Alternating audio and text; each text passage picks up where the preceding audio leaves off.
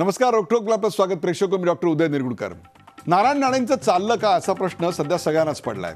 ते देहानं काँग्रेसमध्ये आहेत, पण मनानं ते नेमके कुठे आहेत आणि कोणता झेंडा हाती घेऊ अशा संभ्रमावस्थेत ते आहेत का?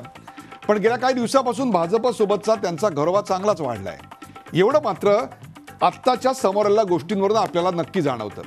मुख्यमंत्री देवेंद्र फडणवीस यांच्यासोबतच्या गाठीबाठी वाढल्या आहेत. कधी मुख्यमंत्र्याच्या दालनात तर कधी भाजप नेत्यांच्या मुलांच्या लग्नात. कर्जमाफीवरून विधिमंडळात नेत्यांनी डोक्यावर घेतलेला असताना राणेंची तोफ काही फारशी धडाडलेली दिसली नाही. ते मवाळ का झाले याबद्दल आश्चर्य व्यक्त केले जात आहे. बुधवारी अहमदाबादमध्ये राणेंनी म्हणे भाजप अध्यक्ष अमित शहा आणि मुख्यमंत्री देवेंद्र फडणवीस यांची भेट घेतली. अशा काही भेटी झाल्या नसल्याचा खुलासा राणेंनी लगेच केला.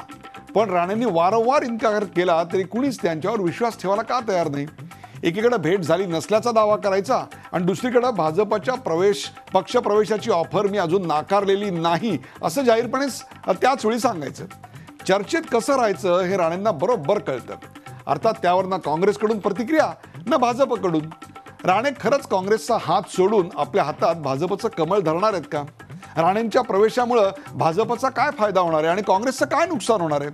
त्यांनी पक्षाला सोड चिठ्ठी दिली तर काँग्रेसवाद्यांना खंत वाटेल की सुटकेचा निश्वास सोडतील. राणे भाजपमध्ये जाताना आपले 2 समर्थक आमदार घेऊन गेले तरी काँग्रेसचं विरोधी पक्ष नेतेपद धोक्यात येईल. त्यामुळे राणेंचं पक्षांतर काँग्रेसला परवडणार आहे का? शिवसेनेत असताना राणे राज्याचे मुख्यमंत्री होते. 2005 मध्ये त्यांनी शिवसेनेला जय महाराष्ट्र केला आणि काँग्रेसची वाट ठरली. वांद्र्यातल्या मातोश्रीवरून दिल्लीतल्या 10 जनपथवर राणेंच्या वाऱ्या सुरू झाल्या.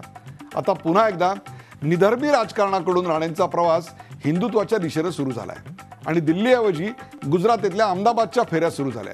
राणे भाजपमध्ये गेले तरी त्यांचं ते कायमचं मुक्काम स्थान असेल का हा खरा सवाल आहे. त्यांचा आक्रमक स्वभाव शिस्तप्रिय भाजपला चालणार आहे का? राणेंच्या भाजप प्रवेशामुळे शिवसेना भाजप संबंधांवर काय परिणाम होणार आहे? काँग्रेसमध्ये अस्वस्थ असलेले राणे हे पक्षांतर नेमकं कुणासाठी करतायत? स्वतःसाठी, मुलांच्या राजकीय भवितव्यासाठी की कोकणी जनतेसाठी? शिवसेना आणि काँग्रेस आणि भाजप अशा पक्षांतरामुळे राणेंच्या विश्वासार्हतेला गालबोट लागणार नाही ना? शिवसेनेत टिकू न शकलेल्या, काँग्रेसमध्ये रमू न शकलेल्या आणि नजीकच्या भविष्यकाळात हातात कमळ घेतलेल्या राणेंना कोकणातली जनता स्वीकारणार आहे का? चला यासारख्या असंख्य प्रश्नांचा वेध घेऊयात आजच्या खास रोकठोक कार्यक्रमात. नारायण नारायण नारायण नारायण नारायण नारायण. सुरुवातीला पाहूया या विषयावरचा एक रिपोर्ट. महाराष्ट्राच्या राजकारणात आपल्या खेळीनं विरोधकांनाच नाही तर स्वपक्षीयांनाही अडचणीत आणणारं महत्वाकांक्षी नेतृत्व म्हणजे नारायण राणे. 1991, 2005 यानंतर आता नारायण राणेंचं राजकारण पुन्हा 2017ला नव्या वळणावर येऊन ठेपलंय. कधी काळी शिवसेनेचे मुख्यमंत्री असलेल्या नारायण राणेंनी पक्ष नेतृत्वावर तोफ डागत 3 जुलै 2005ला शिवसेनेच्या सर्व पदांचा राजीनामा दिला. राणेंची शिवसेनेतील एक्झिट ही केवळ शिवसेनेसाठीच नाही तर महाराष्ट्राच्या राजकारणामध्येही टर्निंग पॉइंट ठरली. सोनिया गांधींचं नेतृत्व मान्य करत काँग्रेसमध्ये 10 आमदारांसह प्रवेश करणाऱ्या राणेंनी 2005च्या ऐतिहासिक मालवण पोटनिवडणुकीत शिवसेनेचं डिपॉझिट जप्त करत शिवसेनेला भूकंपाचा खरा हादरा दिला. त्यानंतर राजकीय ताकद वाढलेल्या राणेंचा उधळलेला अश्वमेध श्रीवर्धन पोटनिवडणुकीत हायकमांडनी रोखला आणि राणेंना काँग्रेस पक्षातून पहिला लगाम बसला. मुख्यमंत्री पदाची आस लावून बसलेल्या राणेंनी 2008 साली तत्कालीन मुख्यमंत्री विलासराव देशमुख यांच्या कारभारावर कोरडे ओढत पहिल्यांदा बंडाचं निशाण रोवलं.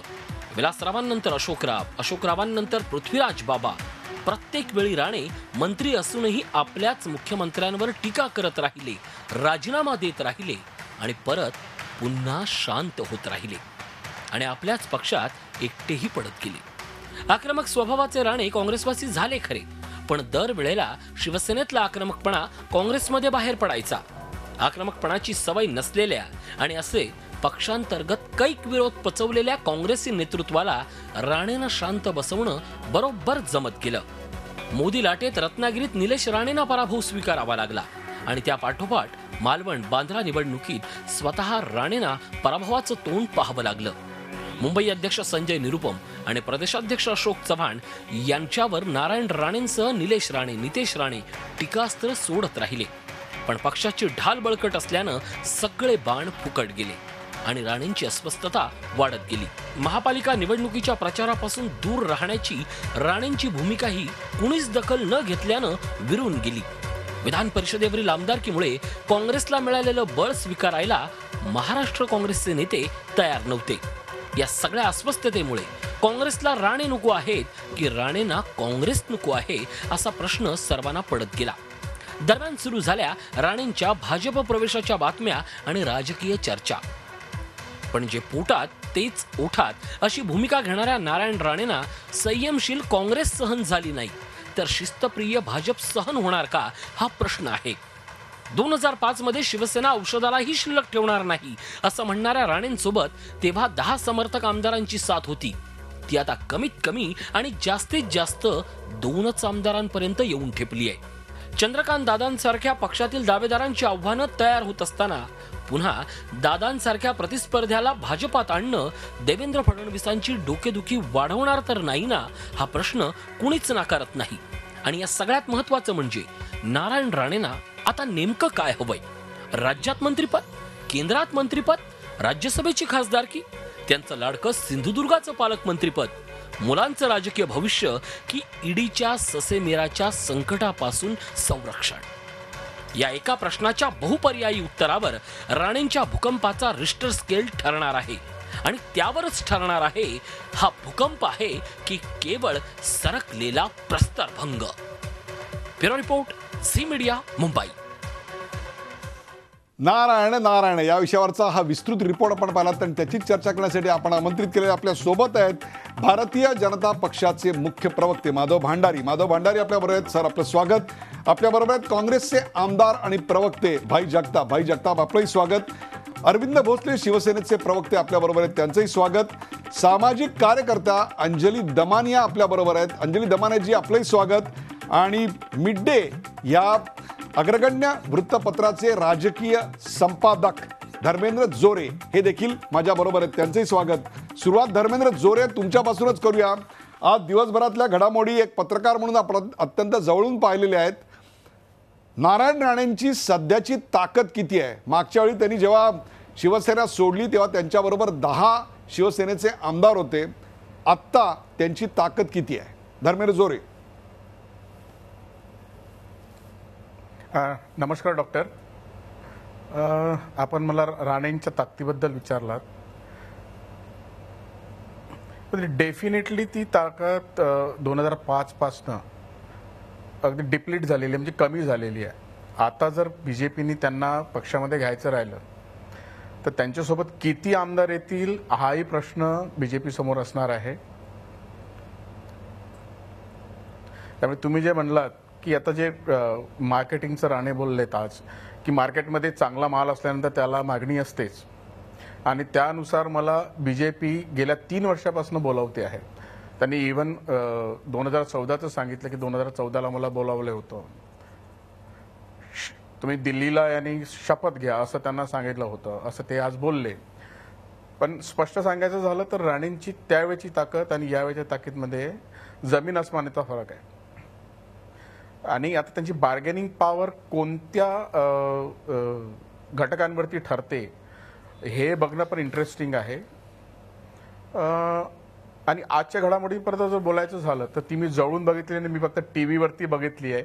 मात्र त्या सगळ्या घटनांचा काही ॲनालिसिस करत असताना जेव्हा विचार करता येईल तेव्हा असं वाटतं की राणेंनी एका बाजूनी काँग्रेसला प्रेशराईज करण्याचा प्रयत्न आहे की मी जातोय, माझी सलगी बीजेपी सोबत वाढते, बीजेपी मला कधीपासून बोलावते आहे, मी मात्र अजून होकार दिलेला नाही. दुसऱ्या बाजूला ते म्हणतायत की राहुल गांधींशी माझी भेट झाली पण माझ्या ज्या तक्रारी होत्या त्या अजूनपर्यंत रिझॉल्व्ह झालेल्या नाही, त्याला अजूनपर्यंत काही उत्तर दिलेलं नाही. म्हणजे याचा जर तुम्ही सांगड घातली तर असं लक्षात येतं की राणेंना आपल्या पार्टीच्या हायकमांडला महाराष्ट्रामधलं जे नेतृत्व आहे तिथे चेंज हवा आहे या कारणासाठी ते प्रेशराईज करतायत. आणि दुसऱ्या बाजूला बीजेपीला सुद्धा हे सांगण्याचा प्रयत्न करतायत की मी यायला तयार आहे. पण त्यामध्ये एक इंटरेस्टिंग पार्ट जो आहे की राणेंना बीजेपीकडून काय हवं आहे. बरोबर आहे. आणि धर्मेंद्र BJP ला धर्मेंद्र राणेंना आपण काय आपण द्यायचं? आपण राणांना बीजेपी कडून काय हवं याची एक विस्तृत वेगळी चर्चा करणार आहोत. परंतु आता तुम्ही जे 3 महत्वाचे मुद्दे मांडले त्यातला जो पहिला मुद्दा आहे ज्याचं विधान राणांनी केलं ते म्हणजे मार्केटमध्ये चांगला माल असला की त्याला मागणी असतेच. अरविंद भोसले 23 नोव्हेंबर 2005 ते 27 नोव्हेंबर 2014 नारायण राणे यांचा पराभव शिवसेना सोडल्यानंतर होईपर्यंत आपण पायात चपला घातल्या नव्हत्यात आणि त्यानंतरच आपण पायात चप्पल चढवलीत. म्हणजे एक प्रकारे आपण शिवसेनेमधले सर्वात कडवट असे राणे विरोधक होतात. आज मार्केटमध्ये चांगला माल आहे, त्याला बरीच मागणी आहे, मग अशी मागणी शिवसेनेत का नाही? सर, नेहमी स्वतःच्याच फायद्याचा विचार करणारे नारायण राणे यांचा नुकताच 65वा वाढदिवस झाला आणि त्या 65व्या वाढदिवसामध्ये त्या शुभप्रसंगी ते स्वतः म्हणाले की मी आज जे काही आहे, मी जे काही ऐश्वर्य समृद्धी आम्ही जे काही उपभोगतो असा त्याचा अर्थ होता ते केवळ आणि केवळ शिवसेना प्रमुखांमुळे. आणि आपल्याकडेच एका झालेल्या मुलाखतीमध्ये ते म्हणाले होते की 95 साली जेव्हा शिवसेना भाजपची सत्ता आली, 99ला जेव्हा पुन्हा निवडणुका झाल्या आणि जेव्हा पुन्हा सरकार स्थापन करण्याची जेव्हा वेळ आली त्या प्रसंगी जेव्हा भाजपचे नेते तेव्हाचे उपमुख्यमंत्री मुंडे साहेबांच्या नेतृत्वाखाली, गोपीनाथराव मुंडेंच्या नेतृत्वाखाली, म्हणजे मुंडे तेव्हा मुख्यमंत्री होणार होते आणि त्यांच्या नेतृत्वाखाली जेव्हा सरकार स्थापन करण्याची जेव्हा वेळ आली आणि जेव्हा शिवसेना प्रमुखांनी त्यांना बोलून जेव्हा विचारलं तेव्हा स्वतः नारायण राणेंनी सांगितलं होतं की मी शिवसेना प्रमुखांना सांगितलं की मी मुंडेंच्या नेतृत्वाखाली काम करणार नाही. आणि मग शिवसेना प्रमुखांनी त्यांच्यावरती विश्वास दाखवला आणि त्यावेळेला तो प्रस्ताव फेटाळला गेला आणि तेव्हा मग शिवसेना भाजपचं किंवा मुंडेंच्या नेतृत्वाखाली नारायण राणे काम करत नसल्यामुळे सरकार येऊ शकलं नाही असं तेव्हा स्वतः नारायण राणे म्हणाले होते. हे स्वतः नारायण राणेचे उद्गार आणि आज तेच नारायण राणे जेव्हा आपल्याकडून जेव्हा आम्हाला बातम्या कळत आहेत की भाजपमध्ये जाण्यासाठी ते धडपडत आहेत, काहीतरी त्यांचा जो प्रयत्न चाललेला आहे, हा पाहिल्यानंतर निश्चित कुठच्या दिशेने वाटचाल चालू आहे हा एक खेदाचा विषय त्यांच्या दिवशी म्हणायला लागेल. कारण केवळ आणि केवळ आसुरी महत्त्वाकांक्षा, राक्षसी महत्त्वाकांक्षा जोपासल्यानंतर काय होतं ह्याचे उत्तम उदाहरण आहे. आणि म्हणून एक विनंतीपूर्वक सांगेल की हे सर्व करत असताना ज्या इतरांची सविस्तर बातम्या ज्या काही ऐकायला मिळाल्या, पाहायला मिळाल्या की अहमदाबादमधली भेट, आदरणीय अमित शहा हे आजोबा झालेत, त्यांच्या घरगुती कार्यक्रमासाठी तिथे काही मंडळी जमली होती आणि त्याप्रसंगी महाराष्ट्राचे मुख्यमंत्रीसुद्धा काही शुभेच्छा देण्यासाठी गेले होते, परंतु कोणीतरी रेस्ट हाऊसवरती त्यांची वाट पाहत होतं, त्यांची भेट घडून जाण्यासाठी सगळ्या गोष्टी चालल्या होत्या. हे सर्व पाहिल्यानंतर जे महाराष्ट्रामध्ये जे काही चित्र निर्माण झालं आहे किंवा जे विषय समोर येतो आहे की कपटी मित्रापेक्षा दिलदार शत्रू बरा आणि कपटी मित्राचा कपटीपणा किती असावा ह्याचा जो काही कळस होत चाललेला आहे, तर हे सुद्धा महाराष्ट्राची जनता पाहते. मला असं वाटतं की नियती ही त्याच्यावरती आधीच समर्पकपणे उत्तर देईल. कारण हे छोटीशी विनंती करतो, हे पहिले असे मुख्यमंत्री आहेत नारायण राणे की जे मुख्यमंत्री असताना सुद्धा सलग लोकांनी त्यांचा 2 वेळा पराभव केलेला आहे. कारण तो नियतीला मान्य असणारा पराभव होता. आणि मला ते मुख्यमंत्री होते यापेक्षा सुद्धा त्यांचा सलग 2 वेळा पराभव झाला याचा आनंद निश्चित जास्त आहे. परंतु तुम्ही एक महत्त्वाचं विधान केले ते म्हणजे कपटी मित्रापेक्षा दिलदार शत्रू बरा. याच्यावर भाजपची काय प्रतिक्रिया ते मी घेणार आहे. परंतु मगाशी धर्मेंद्र जोरे यांनी बार्गेनिंग पॉवरचा उल्लेख केला आणि त्यापेक्षा काँग्रेसवर दबाव टाकण्याच्या त्यांच्या एका प्रयत्नाचा उल्लेख केला. भाई जगताप आपल्याकडे. भाई जगताप, राजकारणामध्ये 2 गोष्टी महत्त्वाच्या असतात. एक तर तुमच्याकडे उपद्रव मूल्य असावं लागतं किंवा तुमची उपयुक्तता असायला लागते. नारायण राणे यांच्याकडे आता नेमकं काय जास्त आहे? या दोन्ही गोष्टी त्यांच्याकडे आहेतच. उपद्रव मूल्य जास्त आहे का उपयुक्तता जास्त आहे? राणे अशा प्रकारे भाजपमध्ये जाणार अशा गोष्टींनी काँग्रेस त्यांचं कल्चर बदलून त्यांना स्वीकारेल? मुळात असं आहे की ही जी चर्चा पूर्ण चालली आहे ती एका गृहीतकावर चालली की नारायण राणेंनी भाजपात प्रवेश केला ह्या गृहीतकावर चालले. मला आश्चर्य वाटते त्याचं. स्वतः नारायण राणेंचं आज दिवसभर त्यांच्या 2 वाजता त्यांनी प्रेसला संबोधित केलं, मी पाहिलं. आणि ते म्हणाले की जी आताची नव्हे जुनी असू शकते. बरोबर आहे. तुमचं एकमेव चॅनल असेल ज्यांनी त्यांची या पूर्वीच्या रोकटोकमधली काही तुम्ही हे केलं, पण तुम्ही खाली दृश्य दाखवलं, तुम्ही खाली लिहिलं होतं की हे राणेंची मुलाखत रोकटोकमधली. इतरांनी असं काही केलं नाही. इतरांनी हाच भासवण्याचा प्रयत्न केला किंवा दाखवण्याचा प्रयत्न केला की अहमदाबादला त्यांची भेट झाली. आता याच्या बाबतीमध्ये मला माहीत असण्याचं काही कारण नाही. काँग्रेसला काही माहीत असण्याचं कारण नाही. त्याचं कारण असं आहे, ते जर व्यक्तिगत कामासाठी जर गेले असतील तर पक्ष म्हणून काही व्यक्तिगत कामाचा रिपोर्ट द्यावा लागत नाही अगदी कोणाला. 100%. पण क्षणभर असं धरून एक चला मिनिट. की जर ते भाजपमध्ये जात असतील तर याचा काँग्रेसवर दबाव येतोय की नाही, जो मुद्दा धर्मेंद्रनी मांडला. असा एक गोष्ट अशी आहे की नारायण राणे हे ज्येष्ठ नेते आहेत. म्हणजे ते सेनेमध्ये होते तेव्हा सुद्धा ते ज्येष्ठ होते.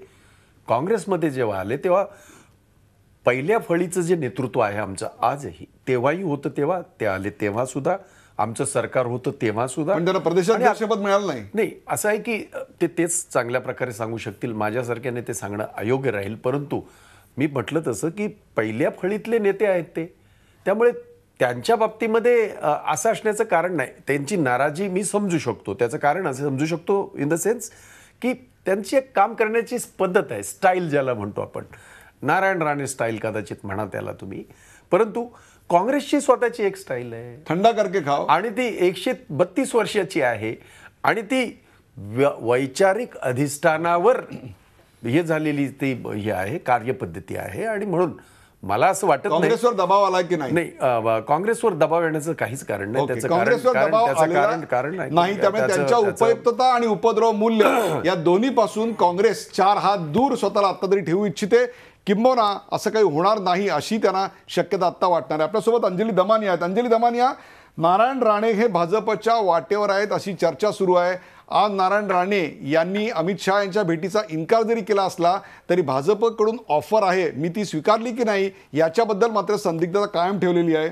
नारायण राणेंना प्रवेश दिला तर मुख्यमंत्री देवेंद्र फडणवीस आणि भारतीय जनता पक्ष यांच्या प्रतिमेवर काही परिणाम होईल असं आपल्याला वाटतंय का? अंजली दमानिया. मला निरगुडकर, आता हे सगळं जे चाललंय आताचं राजकारण आणि स्पेशली भाजपमध्ये जो येईल त्याला घ्या हा जो प्रकार चाललाय, त्यांनी सो कॉल्ड क्लीन इमेज असणारे आपले जे चीफ मिनिस्टर आहेत फडणवीस, त्यांच्या म्हणजे त्यांना काय बोलू मला हेच कळत नाही आहे. कारण आत्तापर्यंत मी प्रत्येक चॅनलवर बोलताना नेहमी म्हणायचे की मला 2 व्यक्तींबद्दल आदर आहे, एक पृथ्वीराज चव्हाण आणि एक देवेंद्र फडणवीस.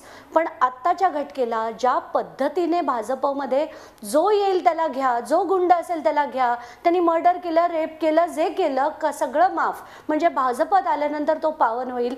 तर आम्ही आता सगळे गुंड संपू असा जर त्यांचा नारा असेल तर खरंच त्यांनी सगळे गुंड बाहेरचे संपवले, कारण ते त्यांनी सगळे त्यांच्या पक्षात घेतले. तर आता सुरुवातीला जे तुम्ही म्हणालात की नारायण राणेंची बार्गेनिंग पॉवर कमी झाली आहे का, तर आपल्याला कदाचित आठवत असेल 22 जुलैला, मला तारीख का आठवते तर मी एकदा खूप पूर्वी देवेंद्र फडणवीसांना असं म्हणालेले की अजित पवारांचा वाढदिवस हा 22 जुलैला असतो आणि त्या 22 जुलैला एका ठिकाणून इरिगेशनच्या अनेक फाईल एकाच दिवसात फिरलेल्या, त्यावर ते मला म्हणाले होते की त्यांचा वाढदिवस सुद्धा 22 जुलैला असतो. तर त्यांच्या वाढदिवसाच्या दिवशी त्यांनी अधिवेशनात जे ते बोलले होते ते इतकं शॉकिंग होतं. म्हणजे नारायण राणे त्यांच्या आधी खूप बोलत होते, त्यांचं ते वक्तव्य ऐकून कोणालाही महाराष्ट्रातल्या सगळ्या जनतेला राग आला असता.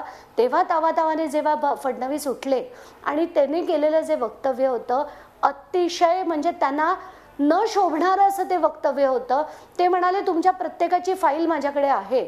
आणि त्याच्यानंतर सुद्धा अविग्नाबद्दल जे काही डिटेल्स निघाले होते की 300 कोटीचा फ्रॉड झालं, अमुक झालं, तमुक झालं. आता नारायण राणेंकडे म्हणजे जी ईडीची चौकशी लागणार असं तुम्ही मी सगळ्यांनी ऐकलं. तर हे एक आर्म ट्विस्टिंग वापरून प्रत्येक गुंडाला जे भाजप आपल्या पक्षात घेत आहे ना, यांनी भाजपची खरोखर आता वाताहत सुरू होणार आहे. मला म्हणजे नेहमी वाटतं की आज माधव भंडारी आहेत, त्यांच्याबद्दल मला खरंच आदर आहेत, ते आहेत, अतुल भातखळकर आहेत. कुठेतरी असं वाटतं आता ते जे अतुल भातखळकर ज्यांच्या विरुद्ध लढले ते आता त्यांच्या बाजूला येऊन बसणार आहेत. आणि अशा सगळ्या लोकांना जे त्यांनी एकत्र केलंय ते त्यांना अक्षरशः घेऊन आता डुबणार आहे. मला तर कुठेतरी वाटतं की त्यांचा जो शिवसेनेला जो चॅलेंज करायचा जो एक हे आहे की आता शिवसेना संपवायची आणि त्यासाठी त्यांनी आता राणेंना घेतलं, कदाचित गणेश नाईकांनाही घेतील आणि त्यानंतर भुजबळांना कदाचित कैदेतनं सोडवून ते सुद्धा भाजपत घेतील. मग उरले कोण? उरले ते फक्त अजित पवार तटकरे, त्यांनाही घेऊन टाका म्हणजे सगळेच तुमचे विरोधी संपले हो. मला तुमचा त्रागा कळू शकतो, परंतु तुम्ही ज्यांच्याबद्दल अपेक्षा बाळगल्यात ते प्रत्येक बुरुज ढासळतायत. आता शेवटचा जो बुरुज शिल्लक आहे तो म्हणजे माधव भांडारी, त्यांच्याबद्दलच्या अपेक्षा या कार्यक्रमात तरी तुमच्या अजूनपर्यंत तशाच कायम आहेत. माधव भांडारी, राणेंच्या भाजप प्रवेशाची चर्चा अत्यंत जोरात आहे. याच्यावर काँग्रेसने मौन बाळगलं आम्ही समजू शकतो, का मौन बाळगलं? परंतु कमालच आहे. भारतीय जनता पक्षाने कोणतीच प्रतिक्रिया का बरं दिली नाही, कोणीच बोललेलं नाही. भाजपकडून पूर्वीपासून ऑफर आहे असं राणे म्हणतायत. ती ऑफर तरी नेमकी काय आहे? राणे एका पारड्यात असतील तर दुसऱ्या पारड्यात तुम्ही काय टाकलेलं आहे? ज्या विषयाचा आमचा काहीच संबंध नाही त्याच्यावर आम्ही कशाला प्रतिक्रिया देऊ? ऑफर त्यांनी ऑफर दिली असं ते सांगतात, आमच्यापैकी कोणी बोललेलं नाही. मग तुम्ही ऑफर दिली नाही असं सांगताय? मला काहीच माहित नाही आणि कशाला आम्ही ऑफर देऊ? मग तुम्ही निस्संदिग्ध, राणेही तसंच म्हणतायत की ऑफर आहे, मी स्वीकारले की नाही हे सांगायला तयार नाही. तुम्ही दोघंही जण या बाबतीत ट्रान्सपरंट का दिसत नाही? नाही, अहो, त्या आम्ही- गाडीची काच ट्रान्सपरंट होती, म्हणजे तेवढंच फक्त नाही, पारदर्शक मुख्यमंत्री होतं, पारदर्शक त्याच्यात नाही. आरपार दिसलं. आम्ही पूर्ण ट्रान्सपरंट आहोत. म्हणून मी आपल्याला अगदी स्वच्छ निसंदिग्ध शब्दामध्ये सांगितलं की अशा तऱ्हेच्या कुठल्याही चर्चेची आम्हाला काही माहिती नाही. चला, आपण क्षणभर मानू की तुम्हाला काहीच माहित नाही, तुमच्याकडून कुठली ऑफर गेलेली नव्हती, राणे हे अहमदाबादला IIM बघायला गेले होते, हे असं आपण क्षणभर मान्य करू. चला, त्याच्या पलीकडे जाऊन मला एक प्रश्न विचारायचा आहे. राणेंचं उपद्रव मूल्य तर नक्कीच आहे, परंतु त्यांची उपयुक्तता सुद्धा आहे. तुम्हाला आत्ता सध्या काय हवंय? त्यांचं उपद्रव मूल्य हवंय का त्यांची उपयुक्तता हवी आहे का दोन्ही हवंय? नाही, पण कशासाठी? आमच्यासमोर हा प्रश्नच नाहीये. राण्यांना जर प्रवेश घ्यायचा असेल तर आजही- तुमचा पक्ष प्रवेश नाकारेल असं जाहीर करा. नाही, पहिली गोष्ट आपण एक लक्षात घ्या की आजच्या घडीला आत्ता भाईंनी सुद्धा स्पष्ट केलं, नारायण राणे हे काँग्रेसचे, महाराष्ट्र काँग्रेसचे पहिल्या फळीतले नेते आहेत ह्या क्षणापर्यंत. अगदी आणि ते जोपर्यंत काँग्रेसचे पहिल्या फळीतले नेते आहेत तोपर्यंत ते काँग्रेसमध्ये काय करतात ह्याच्याबद्दल आम्हाला काय कर्तव्य? राणे जर उद्या 2-5 आमदार घेऊन येत असतील तर तुम्हाला ते नको आहेत? आत्ता हा विषयच नाही. आत्ता राण्यांची उपद्रव मूल्य किंवा त्यांची उपयुक्तता तुम्ही अमान्य करताय? मी यातलं आमच्या दृष्टीने यातला कुठलाच मुद्दा नाही. ते विरोधी पक्षाचे नेते आहेत, विरोधी पक्षात असलेले नेते आहेत आणि त्यांचं स्वतःचं एक स्थान आहे. अंजलीताईंकडे जाण्यापूर्वी जेव्हा एक विरोधी पक्षातला अत्यंत महत्त्वाचा, तुमच्या दोघांचा शब्द लाडका असलेला, तो म्हणजे पहिल्या फळीचा नेता जेव्हा असं सांगतो मला भाजपकडून ऑफर होती, किमान भारतीय जनता पक्षाकडून त्याचा इन्कार तरी अपेक्षित होता, तो इन्कार देखील तुम्ही केला नाही, याचा अर्थ इक्रार आहे असं धरायचा का? नाही, हा शब्दांचा खेळ आपण कितीही करू शकतो, पण इन्कार करण्याची किंवा इक्रार करण्याची आम्हाला गरज काय? आमचा संबंधच नाही म्हटल्यानंतर आणखीन इन्कार काय करायचा? चला ठीक आहे, तुम्ही या प्रकरणात कोणत्याही प्रकारचं मौन तुमचं सोडणार बोला. नाही, आता तुम्ही त्या मौन शब्दाचा, तो तुमचा आवडता शब्द तुम्ही वारंवार वापरताय, म्हणून मला तो सांगायचा आहे की आम्ही मौन नाहीच आहोत. तुम्ही विचारलेल्या प्रश्नाची सुस्पष्ट उत्तरं मी दिलेली आहेत. त्यामुळे आता तुम्हाला अभिप्रेत असलेले, तुम्हाला अपेक्षित असलेलं उत्तर कदाचित माझ्याकडनं मिळालं पक्ष नसेल. नेते आणि त्याचं कारणच असं आहे, प्रदेशाध्यक्ष त्याचं या कारणच असं आहे. दोघांनीही काहीही प्रतिक्रिया व्यक्त केली नाही, याची तर मान्य कराल? नाही, असं आहे की प्रदेशाध्यक्ष मुंबईमध्ये नाहीतच आहेत. मला वाटतं ते याच्यामध्ये मी बोललो त्यांच्याकडे, दुपारी बोललो आणि ते मुंबईत नसले तरी प्रतिक्रिया देऊ नाही, शकतात. प्रतिक्रिया देऊ शकतात. आता मुंबईत मला माहिती नसताना आहे सुद्धा अनेकदा प्रतिक्रिया आल्या आहेत त्यांच्या आलेल्या आमच्याकडे. आहेत. मला सुद्धा जेव्हा विचारलं दुपारी पत्रकारांनी, तर म्हटलं मी आहे मुंबईमध्ये. नंतर मला सांगितलं की त्याच्यात तुमचे पत्रकार होते, ते म्हणाले की आम्ही तुम्हाला 10 मिनिटात सांगतो, आणि 10 मिनिटात ते अजून आली नाहीत, तर तुम्ही थेट मला इथे चर्चेला बोलवलं.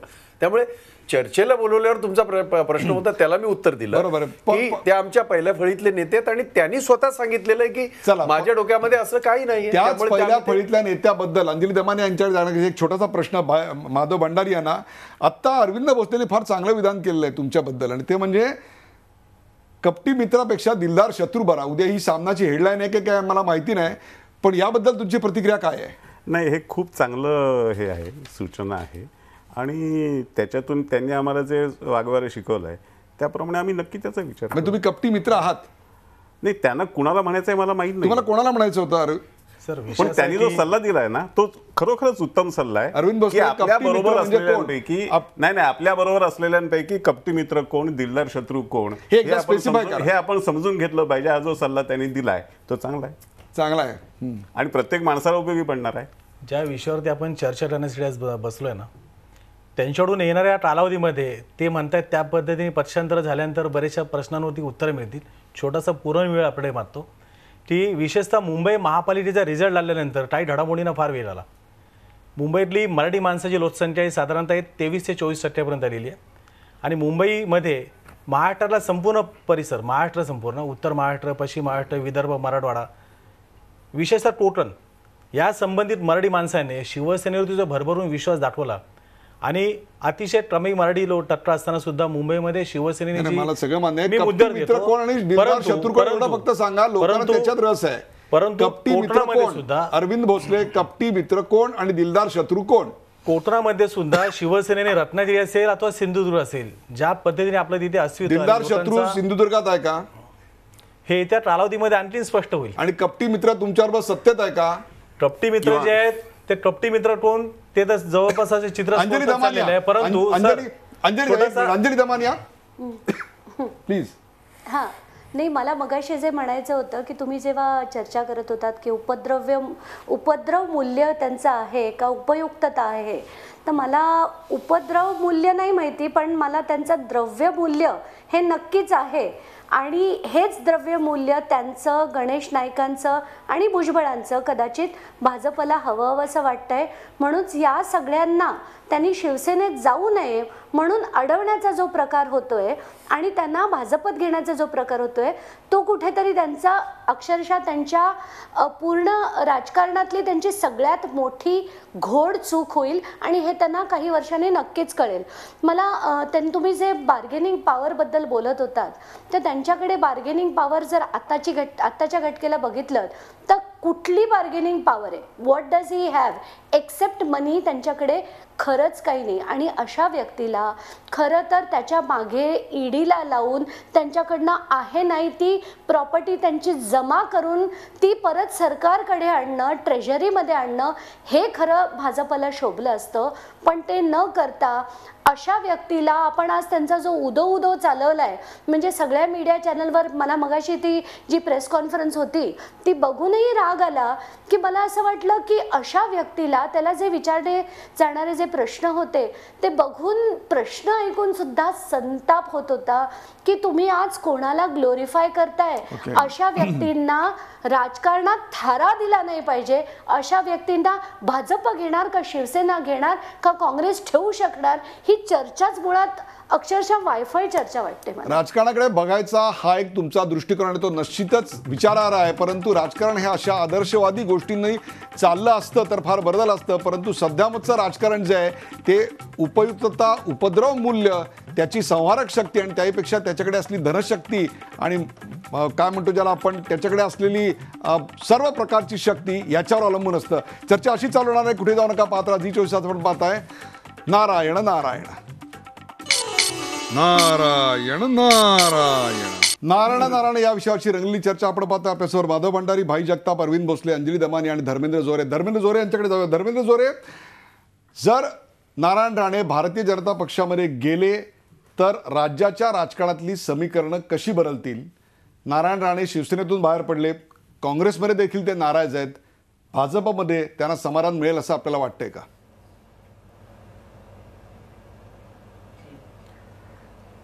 2005च्या तुलनेत जर तुम्ही मला विचाराल तर इतकी काही समीकरणं बदलणार नाहीत. त्यावेळेचं जे वातावरण होतं, त्यावेळेच्या ज्या पद्धतीने त्यांना बाळासाहेबांनी शिवसेनेतून एक्सपेल केल्यानंतर त्यांनी 10-11 आमदारांसोबत काँग्रेस जॉईन केली होती, त्यावेळेचा माहोल आणि आताचा माहोल याच्यामध्ये भरपूर फरक आहे. त्यावेळी राणेंच्या जाण्यामागे वेगळी कारणं होती. आज जर त्यांना जायचं असेल तर त्याची कारणं वेगळी असतील. आणि ते त्यावेळी जसा म्हणजे विलासरावांच्या कॅबिनेटमध्ये त्यांनी रेव्हेन्यू मिनिस्टर म्हणून जॉईन केल्यानंतर त्यानंतरचे जे झाले वाद झाले, जे झालं ते आतापर्यंत चालू आहे, तो भाग सोडून द्या.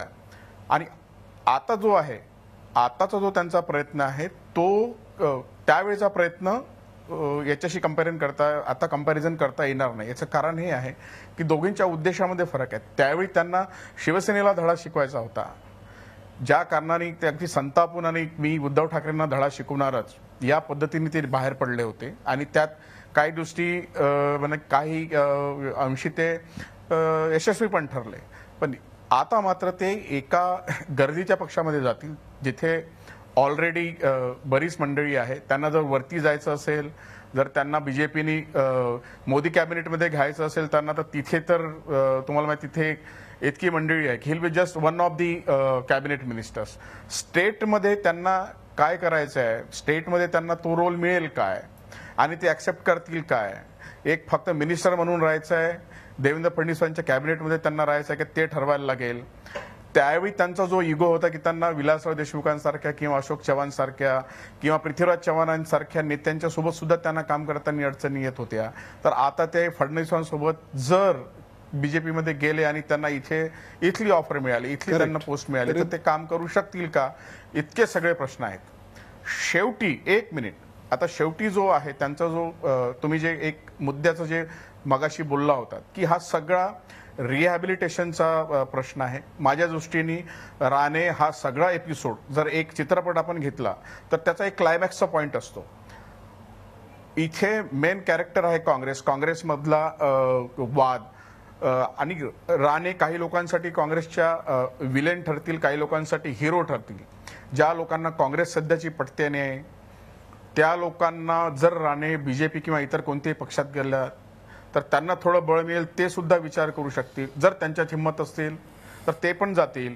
पण आता मात्र राणेंचा फक्त एकच उद्देश मला दिसतो आहे की काँग्रेसमध्ये जास्तीत जास्त जी त्यांची न्यूसन्स व्हॅल्यू आहे ती सुद्धा फार कमी झालेली आहे. त्याचा वापर करून त्यांना जे पदरात पाडून घ्यायचं आहे काँग्रेसमध्ये शक्य जितके होईल तितके करून घेणे, इथे बदल करून घेणे. आणि तेही असताना जर काँग्रेसच्या इस्टॅब्लिश लिडरशिपला, इथे अगदी काँग्रेसच्या लिडरची मांदियाळी आहे, ते जरी आता सल्किंग असले तरी they have their own places. त्यांचा अजूनही रुतबा जो आहे तो बरोबर. या संपूर्ण काँग्रेसच्या आत्ताच्या परिस्थितीत तुम्ही विस्तृत विवेचन केलं. आपल्यासोबत भाई जगताप आहे. भाई जगताप, राणे काँग्रेसमध्ये अस्वस्थ काय आहेत? माझ्या मुलाखतीत सुद्धा त्यांनी ती अस्वस्थता बोलून दाखवली होती. आणि एक प्रकारे लोकसभा, विधानसभा आणि त्याच्यानंतरच्या महानगरपालिकांमध्ये काँग्रेसची जी घसरण सुरू झाली, अशा वेळेला असा ताकदवर नेता आपल्याकडे असला पाहिजे. याच्याकरता, त्यांना थांबवण्याकरता, त्यांची नाराजी दूर करण्याकरता काँग्रेस काय करणार? आणि काँग्रेससाठी अशा प्रकारे एखाद्या नेत्याला सतत अस्वस्थ वाटणं हा वेकअप कॉल नाही आहे का? नाही, कसं आहे की डॉक्टर, एक गोष्ट आपल्याला समजून घेणं आवश्यक आहे की 2005 साली ते जेव्हा आले तेव्हापासूनचं 15 वर्षाचा कालावधी बघा ना. काय काँग्रेसने नाही दिलं त्यांना? काय काँग्रेसने नाही दिलं? त्यांना मुख्यमंत्रीपद प्रॉमिस केलं होतं. आता हे फक्त तेच सांगू शकतील आणि सोनिया गांधी सांगू शकतील. आता आमच्यासारख्याने सांगणंच चुकीचं राहील. परंतु ही गोष्ट खरी आहे की ते एका पक्षाचे मुख्यमंत्री राहिले होते. 8 महिन्यासाठी का होईना, पण ते पक्षाचे एका मुख्यमंत्री राहिले होते, ही गोष्ट खरी आहे. परंतु असं म्हणाल्याच्या नंतर इतर नेते हे कोणी याचे नाहीत असं काही समजण्याचं कारण नाही. बरोबर. विलासराव देशमुखांसारखा नेता जो गावच्या सरपंचांपासून मुख्यमंत्री पदापर्यंत पोहोचले, अशोकराव चव्हाणांच्या 2-2 पिढ्या ह्या राजकारणामध्ये काँग्रेसच्या सगळ्या विचारधारेमध्ये, पृथ्वीराज चव्हाणांच्या 2-2, 3-3 पिढ्या. आता ह्या सगळ्यांच्या पार्श्वभूमीवर मी सुरुवातीला पण म्हटलं आघाडीचे नेते आहेत, पण आघाडीचे एकमेव नेते नाहीत. आघाडीचे काँग्रेसचे अनेक नेते आहेत, त्यांच्यापैकी नारायण राणे एक आहेत. आणि अनेकातला एक, याच्यावर खुश राहण्याचा आहे का? तो आता तो ज्याचा त्याचा स्वभाव, परंतु वस्तुस्थिती नाकारता येत नाही. आणि म्हणून मला इथे आपल्याला स्पष्टपणे सांगण्याचं हे याचं कारण टाकणं, वारंवार आपण म्हणताय ते नाराज. तर पहिल्या अगदी 2005 सालापासून रेव्हेन्यू मिनिस्टर राहिले, 15 वर्ष मिनिस्टर राहिले. म्हणजे त्यांच्या आयुष्यात जेवढी मिनिस्ट्री त्यांनी भोगली नाही याच्यामध्ये शिवसेनेमध्ये, तेवढी मिनिस्ट्री काँग्रेसने दिली त्यांना. हां, निवडणुका असतील, निवडणुकांमध्ये एक मिनिट, निवडणुकांमध्ये सुद्धा मुंबईच्या निवडणुका ते नाराज होते. बरेच आमच्यामध्ये वाद होते. त्यांनी ज्या काय तिकीट्स मागितल्या त्या त्यांना दिल्या गेल्या अशी माझी माहिती आहे, कारण मी त्या प्रक्रियेमध्ये नव्हतो म्हणून त्याच्यावर वक्तव्य करणं चुकीचं राहील. पण त्याच्यापूर्वी जेवढ्या निवडणुका झाल्या त्याच्यामध्ये राणेंचा फार महत्त्वाचा रोल राहिला. त्याच्या अगोदरच्या 2004च्या निवडणुकांमध्ये ते आमच्याबरोबर नव्हते. 2009च्या निवडणुका त्यांचा रोल महत्त्वाचा राहिला. मग आता त्यावेळचं यश जर त्यांना आम्ही म्हणतोय की त्या यशामध्ये त्यांचा वाटा आहे, तर ह्या अपयशामध्ये त्यांचाही तेवढाच वाटा आहे. मला एक छोटासा प्रश्न तुम्हाला असं विचारतं की 2006 मध्ये आपल्याकडे 2 मोठे नेते आले. एक म्हणजे सिद्धारामय्या आले आणि नारायण राणे आले. सिद्धारामय्या काँग्रेसच्या संस्कृतीत मुरलेले दिसतात, परंतु नारायण राणे अजूनही अस्वस्थ दिसतात. हे का होतंय? नाही, म्हणून हे उत्तर आहे, तुमच्या प्रश्नाचंच उत्तर आहे. आपण जे मला प्रश्न विचारलात की नारायण राणे अस्वस्थ का, मग हाच प्रश्न सिद्धरामय्यांना सुद्धा लागू होतो, अनेकांना लागू होतो. अगदी फार ईस्टचे जे काही नेते जे आमचे हे झाले मुख्यमंत्री झाले, अगदीच म्हणायचं झालं तर आज पंजाबचे मुख्यमंत्री काँग्रेसमध्ये जर नारायण राणे राहिले तर काँग्रेसला काय फायदा आहे, आणि काँग्रेस सोडून गेले तर त्यांना आपल्याला काय नुकसान आहे असं वाटतं? नाही, मी एक कार्यकर्ता म्हणून सांगतो की त्यांनी ते जर सोडून गेले तर आम्हाला सगळ्यांना वाईट वाटेल. त्याचं कारण असं आहे की आम्ही सुरुवातीला जर म्हटलं तसं नारायण राणे ही एक शक्ती आहे, वादच नाही त्याच्याबद्दल. पण त्यांनी नाराज का असावं हे त्यांनी जर नेत्यांजवळ बोलले, समजा राहुल गांधीजवळ, आमच्यासारख्यांजवळ सोडा, आम्ही कदाचित त्यांच्या दृष्टीने ज्युनियर आहोत कदाचित, ओके, परंतु त्यांनी समजा उद्या राहुल गांधीजवळ बोलले किंवा तत्सम आमच्या नेत्यांजवळ बोलले तर मला असं वाटतं की ती नाराजी दूर होऊ शकते, कारण ह्याच्या अगोदर असं अनेक वेळा झालेलं आहे. आणि म्हणून नारायण राणे जर समजा, आणि तुम्ही काँग्रेसमध्ये राहिले हा जो शब्द वापरला, ते काँग्रेसमध्ये आहेतच, बरोबर आहे. त्यामुळे राहिले हा अजून शब्द तरी काय तितकासा टेक्निकली नव्हता. डेफिनेटली माधव भंडारी, नारायण राणे हे मूळ शिवसेनेचे, शिवसेनेचं जे पिंड आहे तो हिंदुत्ववादाचा आहे. त्यानंतर ते काँग्रेसकडे गेले, काँग्रेसचा पिंड आहे तो निधर्मीवादाचा आहे. परंतु आता ते भाजपच्या वाटेवर आहेत, म्हणजेच एक प्रकारे ते आपल्या मूळ विचारधारेकडे येत आहेत, जी विचारधारा आपल्यालाही मान्य आहे. त्यामुळे आपल्यासाठी हा एक चांगल्या प्रकारचा गेन आहे असं नाही का म्हणता येणार? हे सगळे जडतरचे प्रश्न आहेत ना. आपण ही सगळी चर्चा आता जी करतो त्या क्षणाला ते काँग्रेसमध्येच आहेत, आणि त्यांनी काँग्रेस छापाच्या निधर्मवादाला सोडचिठ्ठी दिलेली नाही. काँग्रेस मुक्त भारत हे आपलं स्वप्न आहे, त्यामुळे काँग्रेसचे जर महत्त्वाचे नेते आपल्याकडे आले तर आपल्याला निश्चितच आवडेल.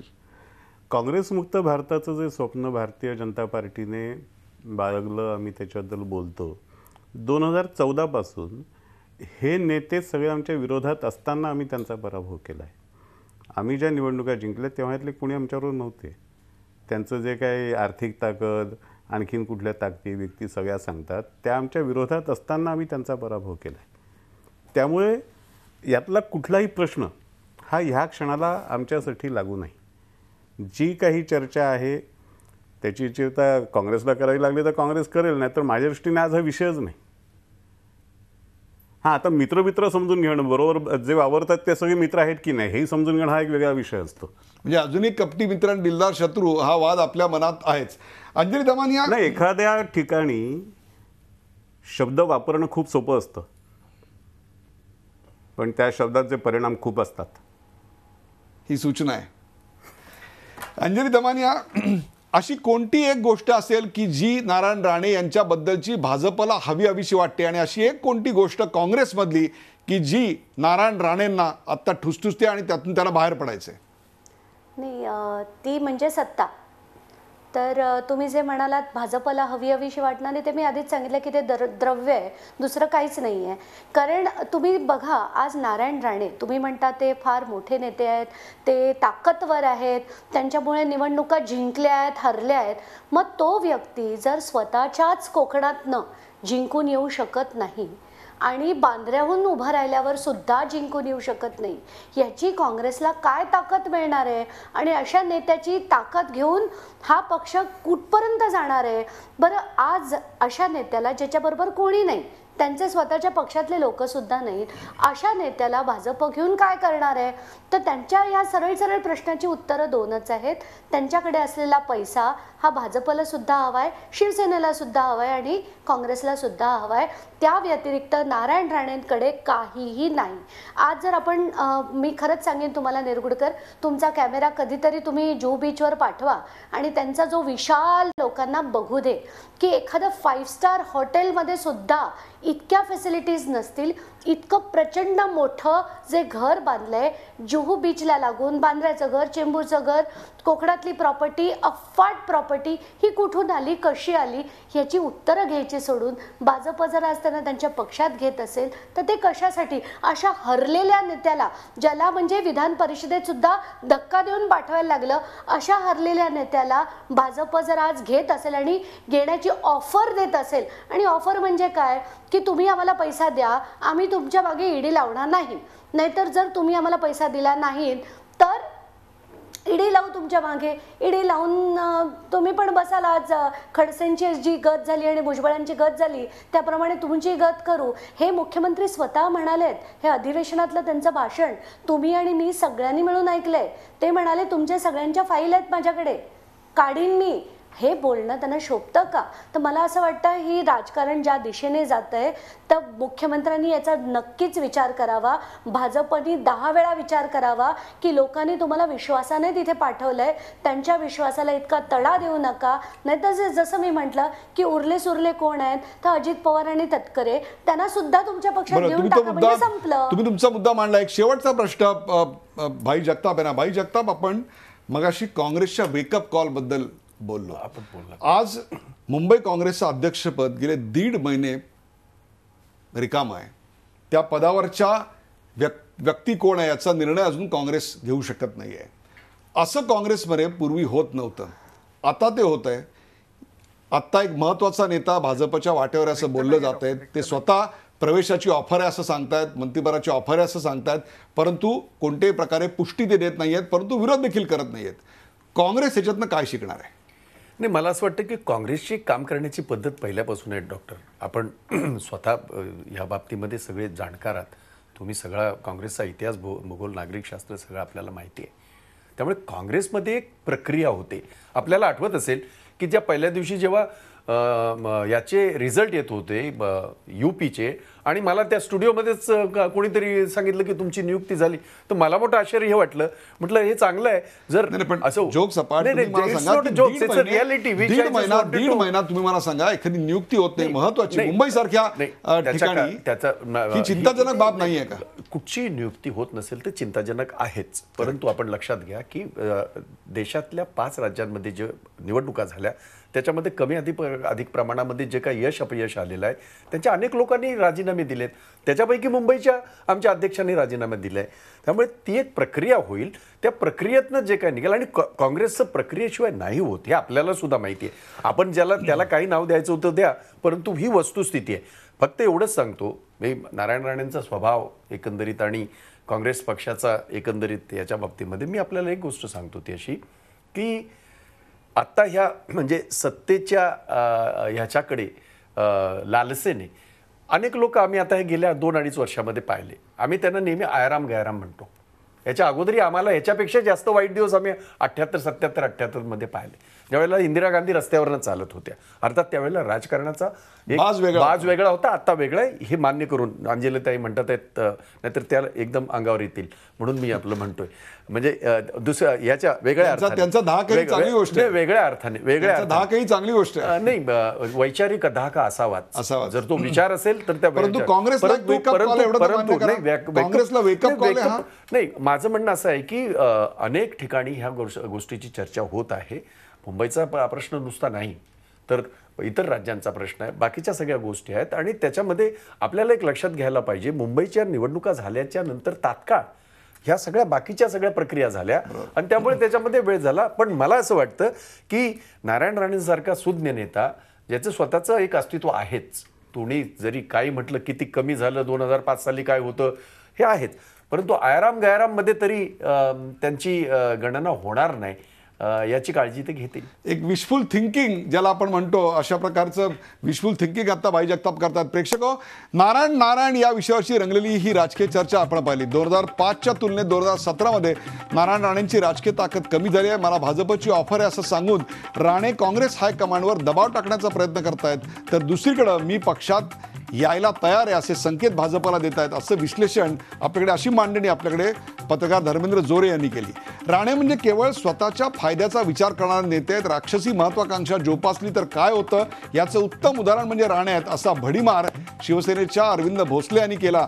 तर कपटी मित्रापेक्षा दिलदार शत्रू बरा अशी पुस्ती देखील त्यांनी जोडली खरी, पण कपटी मित्र कोण आणि दिलदार शत्रू कोण याचा वारंवार प्रश्न विचारून त्यांनी खुलासा काही केला नाही. राणे भाजपमध्ये जाणार या गृहीतकावर ही सगळी चर्चा सुरू आहे. खरं तर राणे हे काँग्रेसचे पहिल्या फळीचे नेते आहेत. त्यांची स्वतःची अशी एक राणे स्टाईल आहे, तर काँग्रेसची स्वतःची अशी एक विचारधारा आहे, कामाची पद्धती आहे. त्यामुळे काँग्रेसवर दबाव येण्याचं काहीच कारण नाही असं प्रतिपादन काँग्रेसच्या भाई जगताप यांनी केलं. तर ज्या विषयाशी आमचा काही संबंधच नाही त्या विषयावर आम्ही का बरं प्रतिक्रिया द्यायची? राणे काँग्रेसचे ज्येष्ठ नेते आहेत, त्यांना भाजपनं ऑफर दिली की नाही याची मला काही माहिती नाही, त्यामुळे इन्कार अथवा इक्रार करण्याची मला गरज वाटत नाही. अशा शब्दात माधव भंडारी यांनी या विषयावरून आपला बॉल टोलवला आणि हात झटकून टाकले. सध्या जो येईल त्या गुंडाला भाजपमध्ये पावन करून घेण्याची पद्धत सुरू झाली आहे. ती भाजपसाठी सर्वात मोठी घोडचूक असणार आहे. राणेंचं उपद्रव मूल्य मला माहीत नाही, पण त्यांच्याकडे द्रव्य मूल्य मात्र नक्कीच आहे. त्यांना पक्षात घेण्याऐवजी भाजप सरकारनं ईडी मार्फत त्यांची चौकशी करून त्यांची सगळी संपत्ती ताब्यात घेतली असती तर ते भाजपला अधिक शोभलं असतं. अशा शब्दात अंजली दमानिया यांनी या सगळ्याचा समाचार घेतला. प्रेक्षको, राजकारणात एक म्हटलं जातं ना, कुणी कायमचा मित्र किंवा कुणी कायमचा शत्रू नसतो.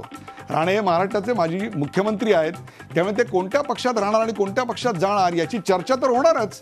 आता ते काँग्रेसचा हात हातात ठेवतायत का हातात भाजपचं कमळ घेतायत हे पुढच्या नजीकच्या भविष्यकाळात स्पष्ट होईलच. पण सध्या त्यांनी सगळ्यांनाच नारायण नारायण म्हणायला लावलं एवढं मात्र नक्की. यातच राणेंचं यश आहे, कारण चर्चेत कसं राहायचं हे नारायण राणांना नक्कीच कळतं. चर्चेत सहभागी झालेल्या सर्व मान्यवरांचे आभार. ताज्या बातम्यांसाठी पाहत राहा झी 24 तास. रहा एक पाऊल पुढे.